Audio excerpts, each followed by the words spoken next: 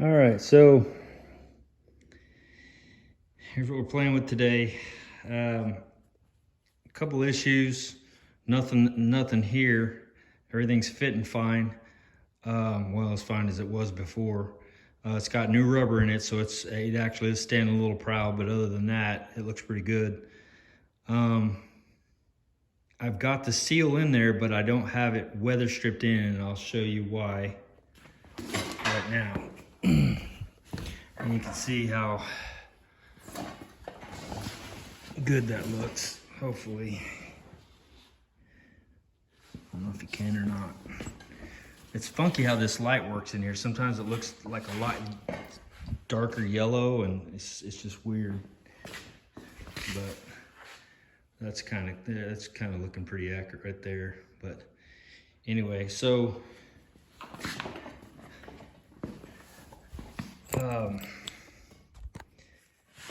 put the key in here, and this is obviously popping up pretty good because that seal is in there and it's brand new. So let me keep this key in here so I don't lose it.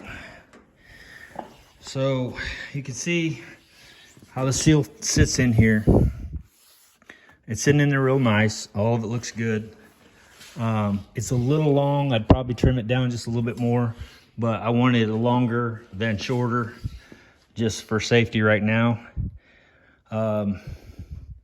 And like I said, it hasn't been glued down, so it is sticking up in a couple places. Like these edges here, it just won't lay down until it's actually weather strip adhesive down, if that's a word. But anyway, so here's the issue, here's the problem. And it shouldn't be, I don't know. It's what we talked about before, ultimately. What happened was when I started cleaning that channel to put this weather strip seal in, I started taking the old weather strip adhesive out, and it just turned into a nightmare of just lots of rust. And it's like, man, I can't leave the, and as I was sucking out with my shop vac, a chip came up out of the paint here because there was rust underneath that. So that's a touch-upable. That's touch-up. Yeah, you know what I'm trying to say. So that I got there I could touch that up. So, but now let me show you what's actually going on here.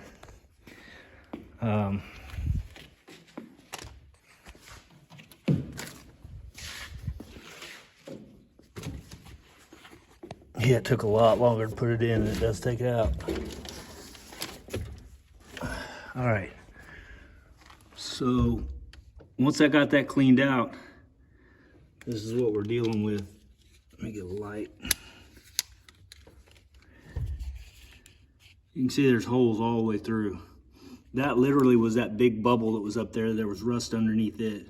So what I've done is I've wire wheeled it, cleaned it, scraped it, done everything I can for this channel. Kind of gets better through there, but then it goes back to really bad there. So there's only really there's probably 3 ways I could fix this. 3 ways, I would say. One of them may not work, I don't know for sure, but so the first way would be the proper way, I would say, and that would be to get a whole new deck filler panel and repaint it, but blending it and getting it to match just perfectly on, like this is mostly covered on from here to here might be a whole different game, you know what I mean? It may be one of those deals where it's like you walk by and go, oh dang, somebody replaced the deck filler panel. It's like, okay, that's not good. You don't want that. So we don't want to get up in here with any paint. Also, I don't know exactly how far under there that goes. We're thinking it goes all the way down underneath and like it's all one. I know there's the top piece here and then there's a bottom piece underneath. This bottom piece here, this lip goes all the way underneath and is all one piece underneath there, and it's in good shape. So ultimately, replace that, or the second way would be to come in here and cut, say, along that line right there into that corner, or even lower if I can, probably just right here, right in here, right above the rust. Cut that whole channel out of there, and then get another deck filler or fabricate a piece, which I would rather get a deck filler that's already bent right and all that. It costs $150, $200 for that deck filler probably, but it would be worth it for this piece. I would have to paint it and cut it under here, which wouldn't be that visible, but you still have that gap. So you might still be able to see that. That's one of those deals where it's kind of tricky. So I don't want to close this all the way down, but I'll show you what I'm talking about. Because without that seal in there, like I said, I don't want that hitting that paint. But you've got that, and that's nice. That's a nice line.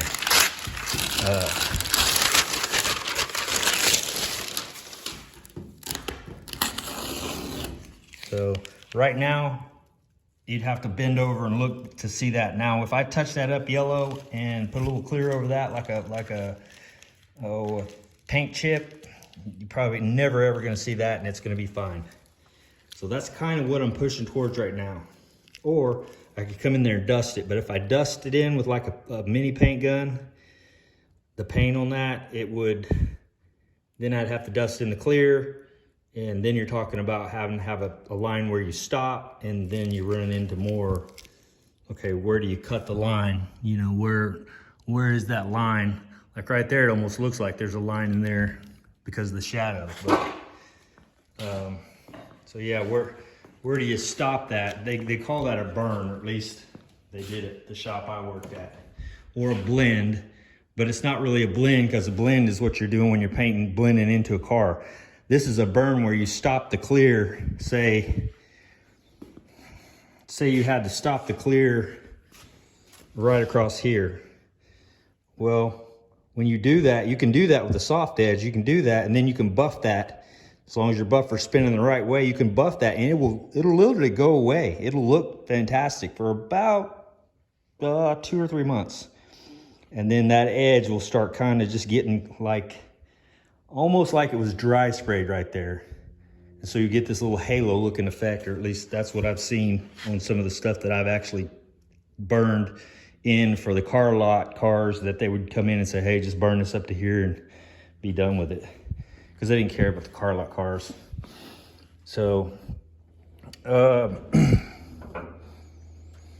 third way is the most economical way for me and the quickest way to get out in that type of deal. And that is to, I've already cleaned it. I bought some phosphoric acid in a big jug from Home Depot. Everybody's telling me how you get that instead of the other stuff, the OSPO stuff. So I did. It's $17 or something.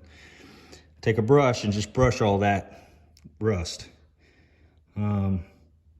And let it sit and do its thing for 24, 48 hours, maybe do it a couple of times. Then come back in there, because stuff will dry like a white, flaky color. Come back in there, maybe wire wheel it back out, maybe do it again, I don't know. But then I've got internal frame coating from Eastwood that I could go back over that rust with, and also nozzle up inside those. Now let me back up, because there's holes there.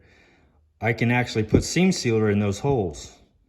So, or at least I think I can, and seal those holes up. There's also going to be weather strip adhesive in there holding the weather strip down. So there's a couple of things that can fill those holes. It'd be almost like squeezing Bondo in there, but it's just going to stay rubbery or flexible. I think that's what he wants me to do. You guys know me, I'm ridiculous, and I want to fix it right. Actually, I don't want to pull the whole deck filler out, because I know that the paint probably will not match. I do want to cut this piece out, weld piece back in, but the problem is when you start welding, you know how heat works, it'll start blistering this paint. So it's gonna turn into a nightmare situation, which I don't want to get into. So what I'm saying is ultimately I'm going to treat this with phosphoric acid.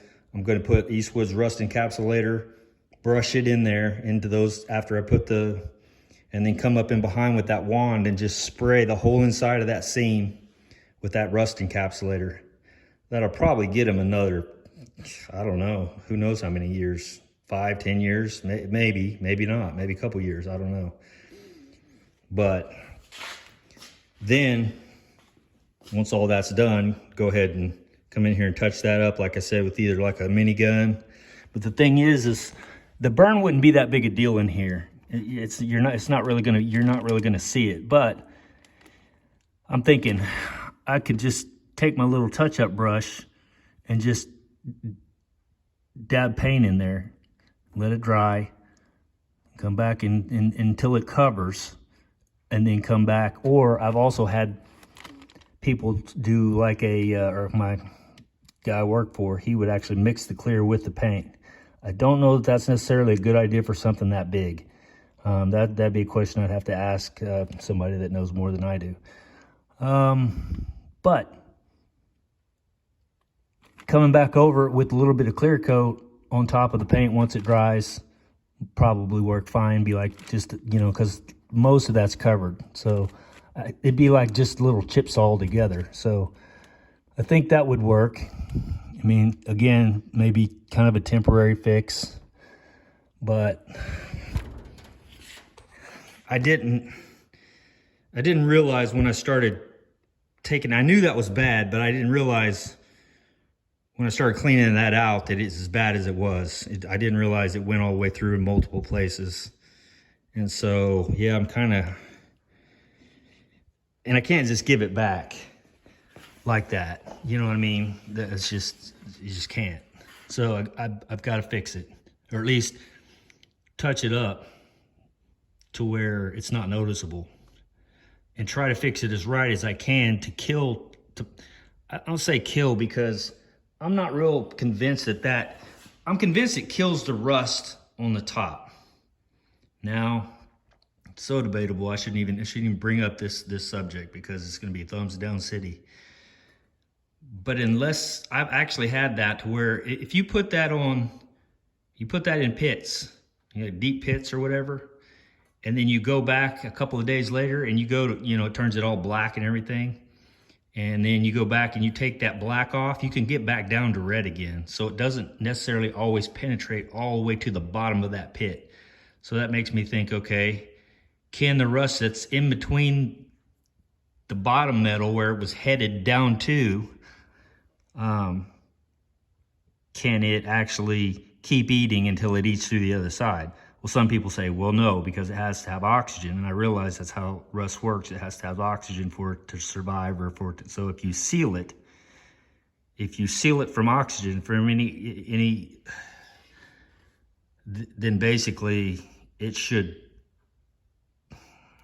I don't know if it dies or if it just stays, you know what I mean? If it just stops eating and just goes dormant until something happens that happens to get air again. So I'm not an expert on how that works. I've thought about it. I've thought it through a lot, because that's how the encapsulators claim to work. You shoot the backside, whatever, it encapsulates the metal, and then it can't get oxygen, because you got to have moisture and oxygen for it to start rusting. And so that's a channel for tons of moisture, clearly. I mean, all the moisture is going to go right into that channel. So I need to fix it with a pretty good fix. You know what I mean? I need to actually, like I said, seam seal the crap out of it after I kill it or something. So I'm thinking out loud. So if you're wondering why I'm kind of just, I'm kind of just thinking how best should I do this to where I'm not into this for another month or so. And I think that's the way, because any other way is just looking to open up a can of worms. Because again, when you heat, even if I just tack it, let it cool, it's still going to have some heat. Now it may not go high enough to actually get into the top side of that paint, but it might. So that's the thing. It's like, well, you're walking the fence. You're right on the line. So that's where I'm at. So I think for sure I don't want to call that Osmo. It's not. It's called concrete and metal prep. So basically it's phosphoric acid. So I'm definitely going to do that 100%. And I'll probably do it a couple times, clean it all out, maybe do it some more times till I get it just really, really, really clean. Like I'm happy that the rust is as dead as I can get it. And then we'll go from there, see what happens. But I don't want to be spraying anything into that channel. It comes in a spray bomb, that rust encapsulator. But you can spray it into a small cup, you know, just a little measuring cup or whatever, and then you can dip it and just brush it in. And there's all kinds of different ways you could do it. But I don't want to mask everything off and have overspray going everywhere and have to remask the car and all that. That's ridiculous. So this area is going to be covered by that seal. So that's a really nice seal. I really like it. But like I said, it does kick it up just a tad, just enough to where it makes it a hard close. And like I said, with sunlight and age and all that, it'll get easier. But again, with sunlight, age, it'll also smash down to where I'm not sure. That's why we cut that, to make sure that wasn't going to hit. And so also, I think I showed you guys that I cut the edges of these trim bolts off because they were actually coming down and hitting the paint. So, but like, it closes really nice, but I don't want it to come down and actually, you know, hit that. So I got to be real careful about what I'm doing. And that seal will protect that from hitting that for sure. So, well, there you go. Made a long video out of something that didn't really need to be long, but I'm just thinking out loud. So there you go. We'll talk to you guys next time.